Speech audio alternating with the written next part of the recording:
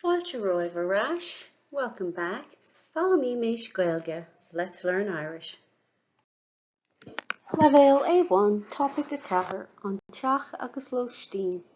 Level A1, topic 4, the house and accommodation. Rannóg céad seomra atá acu. Section 2, how many rooms do they have? Ag díreúisteach ar Éisteacht, focusing in on listening. Agus ba míad ag múna on folklore of women le seomraí and tea, and we'll be teaching the vocabulary that has to do with rooms in the house. Beg an bilog, céad seomra atá acu, uait don gníomhaíocht seo. You'll need a handout. How many rooms do they have for this activity? Céad seomra atá acu. How many rooms do they have? Plusig tú trúr ag caint faoin teach nó árasán atá acu. You'll hear three people talking about their house or apartment. Céad seomra codalta atá neach teach nó árasán. How many bedrooms are in each house or apartment? Scríomh an uimhir sa bhosca. Write the number in the box. Cad iad na seomraí eile a luachtar i ngach teach nó árasán. What are the other rooms they mention in each house or apartment? Per tick le gach ceann a chluiseann tú. Put a tick by each one that you hear. Chluisigh tú an bhír dhá uair. You'll hear the sound file twice. Céad seomra atá acu. Is mise mar ní chealaigh? Tá mé i mo chonaí am a le clia. Tá trí seomra colata i mo theach. Tá seomra sí, cisteann agus seomra bia ann chomá. Is mise páide go súlaháin. Tá mé i mo chonaí a gcorca le mo bhean agus mo chláán. I mo theachsa tá ceithre seomra colata thuas staire agin. Seomra ag mo bhac Tomás, seomra ag mo inín áine, agus seomra agam héin agus céire, agus seomra de chóirteoirí. Tá seomra folca an chomá. Hí staire tá an chisteann, an seomra bia, an seomra sí, an hala agus leras. Is mise nóra ní gcónail. Tá mé mo chonaí an éirisan. Tá dhé hamar cálatán. Tá cisteann, seomra sí agus seomra folca an chomáid. Céad seomra atá acu. Is mise mar ní chealaigh? Tá mé i mo chonaí am a le clia. Tá trí seomra colata i mo theach. Tá seomra sí, cisteann agus seomra bia ann chomá. Is mise páide go súlaháin. Tá mé i mo chonaí a gcorca le mo bhean agus mo chláán. I mo theachsa tá ceithre seomra colata thuas staire agin. Seomra ag mo bhac Tomás, seomra ag mo inín áine, agus seomra agam héin agus céire, agus seomra de chóirteoirí. Tá seomra folca an chomá. Hí staire tá an chisteann, an seomra bia, an seomra sí, an hala agus leras. Is mise nóra ní gcónail. Tá mé mo chonaí an éirisan. Tá dhé hamar cálatán.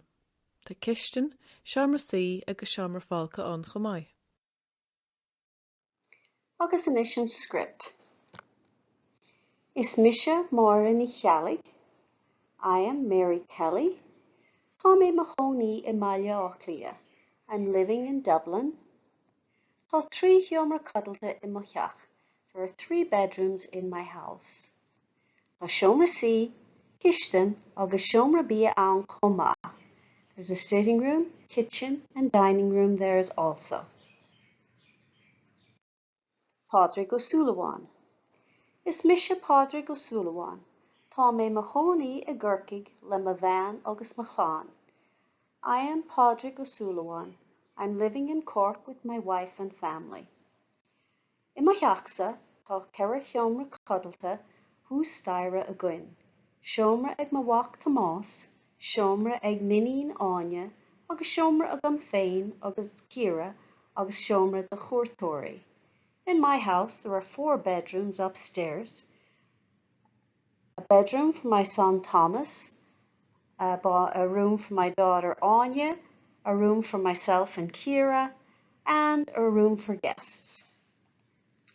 Tá seomra folca ann comá, hí staire tá an chiistin, an seomra bia, an seomra sí, an hala agus leithras. There's a bathroom also. Downstairs there's the kitchen, a dining room, a sitting room, the hall, and the toilet. Nora ní Chónal. Is mission Nora ní Chónal. I am Nora O'Donnell. Tá mé mahóní in Árasáin. I'm living in an apartment. Tá há seomra codalta ann. There are 2 bedrooms there. Tá kiistin, seomra sí, agus seomra folca ann comá. There's also a kitchen, a sitting room, and a bathroom. Éisteacht uair amháin eile leis an script, agus an sin lé amach os ardé. Listen one more time with the script and then read it aloud. Céad seomra a hácha. Is mise mar ní Gaeilge? Tá mé I mo chonaí am le clia. Tá 3 seomra colata I mo hach. Tá seomra sí, ciistin agus seomra bia ann chomá. Agus inis lé amach os ardé.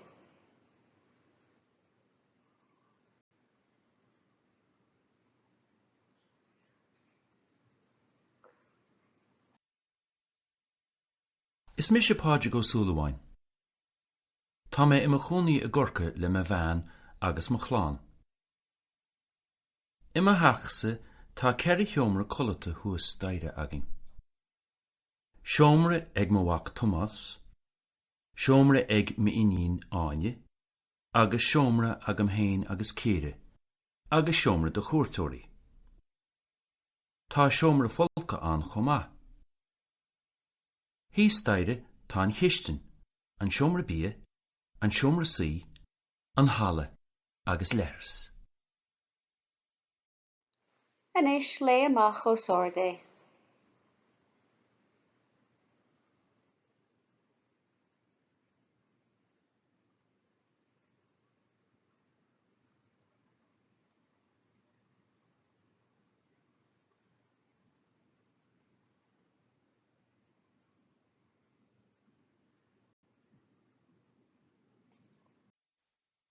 Is mise Nora ní Chónal. Tá mé mo chonaí in Árasáin. Tá hamra cálatán. Tá ciistin, seomra sí agus seomra fálca an chomáid. Agus inis lé amach os ardé.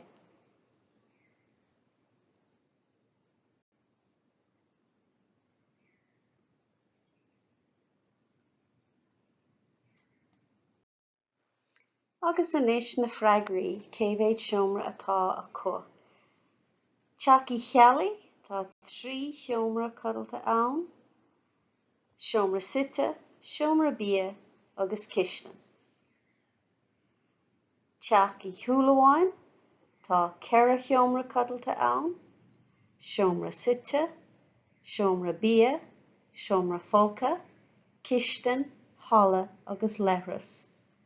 Agus teach I Chónal tá 3 seomra codalta ann, seomra site, seomra folca agus ciistin. Beag an bilóg céimhéad seomra atá acu teach fádraigh uait don gníomhaíocht seo. So you'll need a handout. How many rooms do they have? Padraig's house for this activity. Ceist de héim. Sean made the dúirt Padraig faoin na cheach ach níl na poverty san ord ceart. This is what Padraig said about his house, but the sentences are not in the correct order. Lé na habertí agus chuir iad san ord ceart. Read the sentences and put them in the correct order. Chuir na himhreacha a héin go dtí a chuaig sa bhosca in aice leis an aber chuí chun an tóir a cheart a léirú. Mar hampla, is mise pádraig ó súlaháin ibre a haim. So put the numbers 1 to 5 in the box beside the appropriate sentence to show the correct order. For example, is mise pádraig ó súlaháin ibre a haim. Éist leis an mír a ríis, an bhfuil siad a gceart agat, déan cibé ahrú Is atá mise le pádraig ó déanamh. súlaháin. Listen to the sound clip again. Tá mé Do you imachónaí have a them gcorca correct? le mo Make bhean any agus changes mo you chláán. need to. Ima theachsa tá ceithre seomra colata thuas staire agin. Seomra ag mo bhac Thomas, seomra ag mi inín áine, agus seomra agam héin agus céad, agus seomra do chuairteoirí.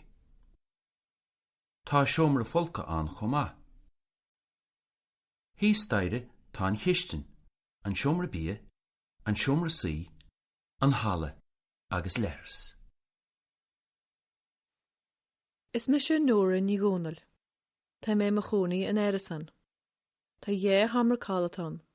Tá ciistin, seomra sí agus seomra fáilcha an chomáid. Ceiste dó. Tá na ceisteanna seo a leanas bunathe ar bhír pádraig. The following questions are based on Pádraig's clip. Lay na ceisteanna amach os ord, read the questions out loud. An sin freagar na ceisteanna. Déanaí a recht na freagarí a scríobh síos. Then answer the questions. Make an effort to write the answers down. Come the cheist féin an sin. Then write your own question. Ceiste dó freagarí. Question 2 answers. An bhfuil Pádraig ina chónaí i Geary. Is Patrick living in Kerry? Neil, tá sé ina chónaí i Gurcaig. No, he's living in Cork. An bhfuil cúig seomra cuddalta ina cheach.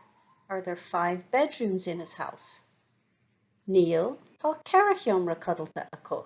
No, they have 4 bedrooms. An bhfuil Pádraig ina chónaí in bungalow. Is Patrick living in a bungalow? Neil, tá sé ina chónaí I deach rá store. No, he's living in a 2-story house. An bhfuil Pádraig pósta? Is Pádraig married? Tá sé pósta le Ciara. At least we'll assume he is. An bhfuil seomra Pádraig híos staire? Is Patrick's room downstairs? Neil, tá sé hús staire? No, it's upstairs. An bhfuil 8 seomra ar fad I deach Pádraig. Are there 8 rooms altogether in Patrick's house? Neil, tá 10 gin ann. No, there are 10 there. Agus sin é Rannóg go dó céad seomra atá acu, and that's section 2. How many rooms do they have? Focusing on folklore of women le seomraí an tí, the vocabulary that has to do with rooms in the house. Lecture notes and worksheets to accompany the course are available, along with audio files and links to Quizlet flashcards and study tools. Original files are available to download at Theastas Eorpach na Gaeilge, or edited versions that go along with these slideshows can be found at simplyjacintha.com. The link is in the description box below. Míle buíochas de Theastas Eorpach na Gaeilge as cead a thabhairt dom úsáid a bhaint as na háiseanna closamhairc atá le fáil ar a suíomh. So many thanks to Theastas Eorpach na Gaeilge for permission to use the learning resources on their website. Tá súlagam gur bhain sibh tanavas. I hope you enjoyed this lesson. Like and subscribe if you got some value out of it.